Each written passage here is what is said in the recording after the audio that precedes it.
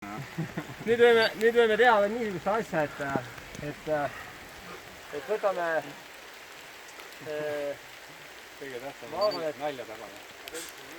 jah, teeme sama ringi, aga selle tõusu joostes ja püüame siin kohe ratta peale hüpata, et saaks alla sõita, jalad kinni. Ja selle tõusu samuti joostes. Sõidu tõusu alt kohe joostes. Sealt kurbisse. Ja.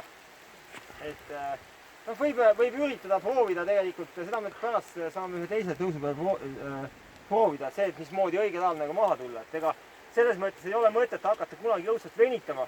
Sa näed, et sa ei sõida üles seda.